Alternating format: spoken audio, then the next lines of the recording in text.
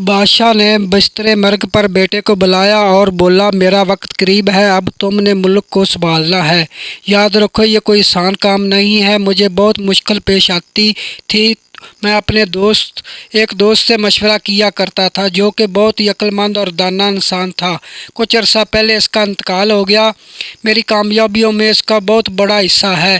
وہ تو اب اس دنیا میں نہیں، لیکن اس کے 4 بیٹے ہیں جو کہ اپنے باپ کی طرح بے حد ذہین و فہم و فراست کے مالک ہیں۔ میری تمہیں وصیت ہے کہ تم ان سے تعلق رکھنا اور ہر مشکل میں ان سے مشورہ کرنا۔ وہ بہترین حل دیں گے، اور جب وہ محل آئیں تو انہیں خاص عزت و احترام دینا۔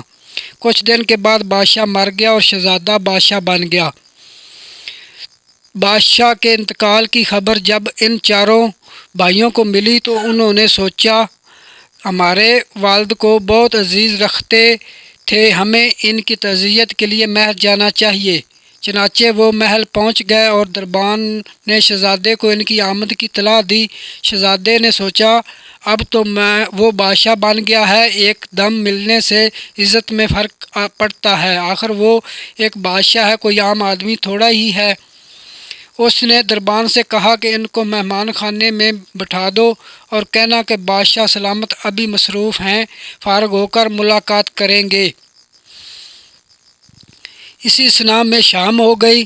شام کے وقت بادشاہ نے سوچا کہ ان 4 بھائیوں کی چھپ کر باتیں سننا چاہیے۔ وہ مہمانوں کے کمرے کی کھڑکی کے پاس دبے پاؤں پہنچا اور ان کی باتیں سننا شروع کر دیں۔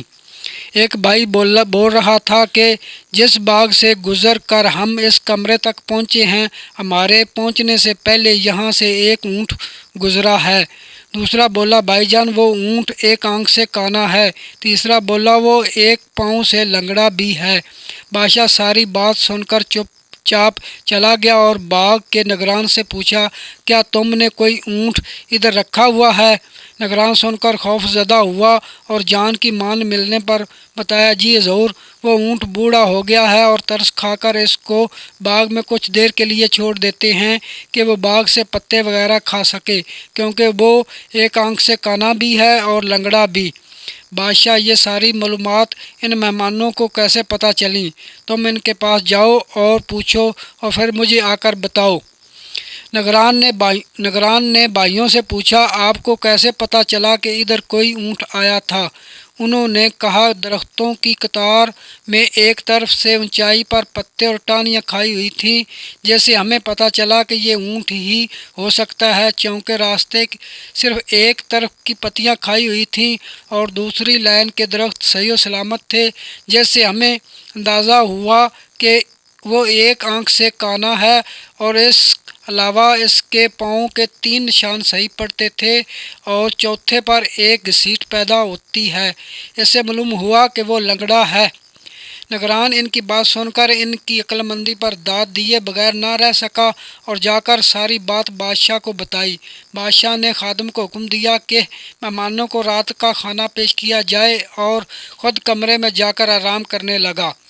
اگلے دن جب بادشاہ نے ان سے ملاقات نہیں کی، جب شام ہوئی تو وہ پھر چھپ کر ان کی باتیں سننے لگا۔ اب کی بار ایک بھائی بولا، یہ کیا بد تہذیبی ہے کہ ہمیں حرام جانور کا گوشت پیش کیا گیا ہے؟ دوسرا بولا، جس عورت نے ہمارے لیے روٹی بنائی ہے وہ نجس حالت میں تھی، لگتا ہے گوشت کتے کا تھا۔ سب سے بڑا بھائی بولا، نہیں، گوشت تو بکرے کا تھا، لیکن شاید بکرے کی پرورش کتیا کے دودھ پر کی گئی ہے۔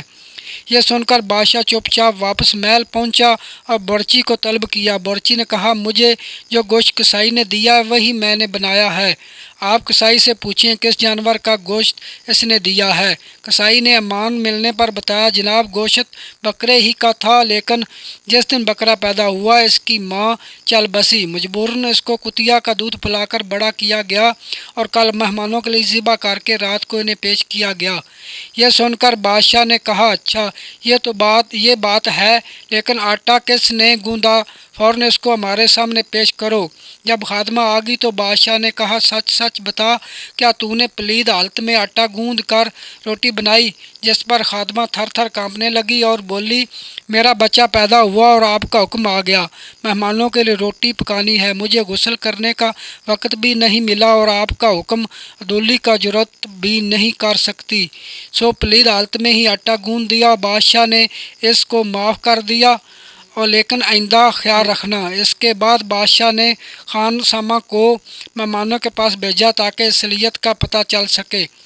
مرچی چاروں بھائیوں کے پاس پہنچا اور بکرے کے متعلق ساری بات بتائی اور استخار کیا کہ جناب، آپ تو کل ہی یہاں آئے ہیں، آپ کو کیسے معلوم ہو گیا؟